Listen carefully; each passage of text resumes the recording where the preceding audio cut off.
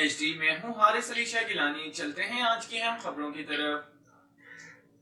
رخ کریں گے لاہور کا، جہاں سے رپورٹ کر رہے ہیں ہمارے نمائندے عرفان خان.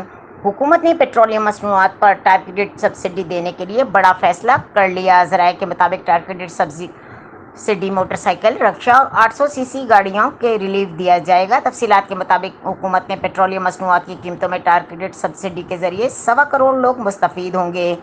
پیٹرولیم مصنوعات کی قیمتوں میں سبسڈی بے نظیر انکم سپورٹ پروگرام کے ذریعے دی جائے گی. وزیر اعظم شہباز شریف کے زیر صدارت حکومت اتحادیوں کے اجلاس میں وزیر اعظم نے IMF سے مذاکرات، پیٹرولیم مصنوعات کی قیمتوں میں اضافے اور دیگر امور پر اتحادیوں کو اعتماد میں لیا. وزیر اعظم نے اتحادیوں سے غریب طبقے پر بوجھ نہ ڈالنے سے متعلق ریلیف پیکیج پر مشاورت کی اور پیٹرولیم مصنوعات کی قیمتوں میں ٹارگیٹڈ سبسڈی پر بھی اتحادیوں کو اعتماد میں لیا. مزید خبروں اور اپڈیٹس کے لیے ہمارے ساتھ رہیے گا. تب تک کے لیے اپنا خیال رکھیے گا. اللہ حافظ.